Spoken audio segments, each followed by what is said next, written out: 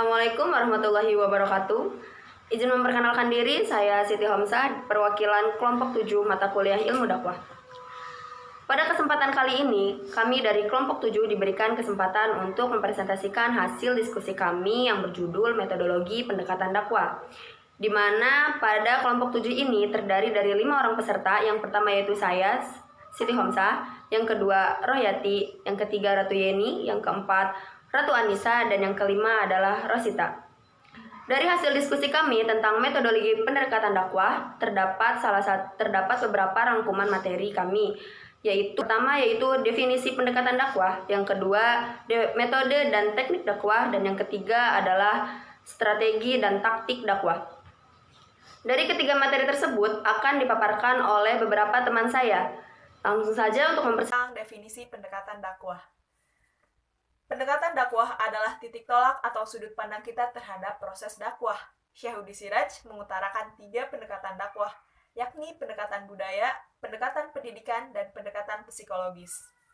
Pendekatan yang terfokus pada mitra dakwah lainnya yaitu dengan menggunakan bidang-bidang kehidupan sosial kemasyarakatan, seperti sosial politik, sosial budaya, sosial ekonomi, dan sosial psikologis. Dan bisa disederhanakan lagi menjadi 2 pendekatan, yaitu pendekatan struktural dan pendekatan kultural. Dari definisi pendekatan dakwah tersebut, dapat kita simpulkan bahwa terdapat 2 pendekatan dakwah, yakni yang pertama adalah pendekatan yang terpusat pada pendakwah, dan yang kedua adalah pendekatan yang terpusat pada mitra dakwah. Berdasarkan pendekatan ini, maka hukum berdakwah adalah fardhu ain.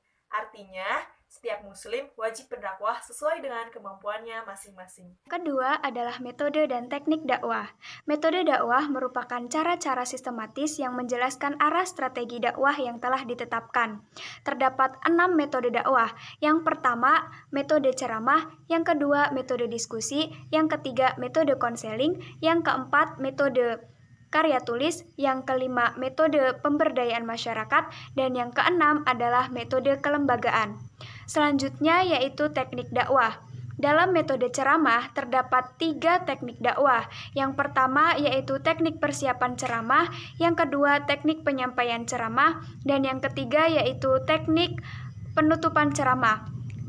Yang kedua, dalam metode diskusi terdapat teknik pelaksanaan diskusi yang terdiri dari pemimpin diskusi dan peserta diskusi. Yang ketiga, dalam metode konseling terdapat 3 teknik dakwah. Yang pertama, teknik non-direktif, di mana konselor bertindak sebagai pendakwah dan klien bertindak sebagai mitra dakwah atau audiens. Yang kedua yaitu teknik direktif yang merupakan kebalikan dari teknik non-direktif.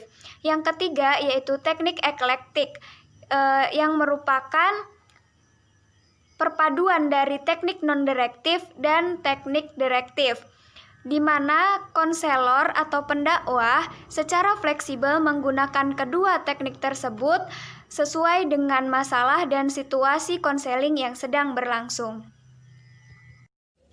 Yang keempat, metode karya tulis yang merupakan buah dari keterampilan tangan dalam menyampaikan pesan dakwah. Dalam metode ini terdapat 3 teknik. Yang pertama, teknik penulis seperti model permasalahan masalah, model hiburan, dan model kesusilaan. Yang kedua, teknik penulis surat korespondensi, dan yang ketiga, pembuatan gambar. Kelima, metode pemberdayaan masyarakat. Terdapat 3 teknik. Yang pertama, teknik non-partisipasi, yang membentuk adalah dari pemerintah, oleh pemerintah, untuk rakyat. Kedua, teknik tokenisme, membentuk adalah dari pemerintah bersama rakyat untuk rakyat. Ketiga, partisipasi atau kekuasaan masyarakat, bentuknya adalah dari rakyat oleh rakyat untuk rakyat. Dan yang keenam, metode kelembagaan teknik, metode. Kelembagaan diambil dari unsur manajemen, yaitu manajemen SDM, pengurus lembaga dakwah, MAN, manajemen keuangan lembaga dakwah, MONE, manajemen strategi lembaga dakwah, metode. Manajemen sarana prasarana lembaga Mashhin, manajemen produk lembaga dakwah material, manajemen pemasaran lembaga dakwah market. Strategi dan taktik dakwah. Strategi dakwah yaitu perencanaan atau rangkaian kegiatan yang didesain untuk mencapai tujuan dakwah tertentu. Pada hasil penelitian dan percobaan, di dalam Al-Quran terdapat 3 strategi, yaitu tazkiyah, ta'lim, dan tilawah. Al-Bayanuni membagi strategi dakwah menjadi 3 bagian. Yang pertama, strategi sentimental, yaitu strategi yang memfokuskan pada hati dan menggerakkan perasaan. Kedua, strategi rasional, yaitu strategi yang memfokuskan pada akal pikiran. Ketiga, strategi indrawi, yang memfokuskan pada panca indera. Taktik dakwah. Secara general, Al-Quran sering mengutarakan beberapa taktik, yaitu taktik menggembirakan atau tabsyir, taktik menakut-nakuti atau tanzir, taktik memerintahkan pada kebaikan kearifan lokal, taktik mencegah pada keburukan kearifan lokal, taktik kebebasan manusia, taktik keterikatan manusia, taktik tegas, dan taktik lunak. Sekian presentasi dari kami kelompok 7. Apabila terdapat banyak kesalahan, kami memohon maaf.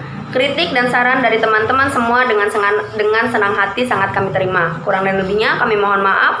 Wassalamualaikum warahmatullahi wabarakatuh.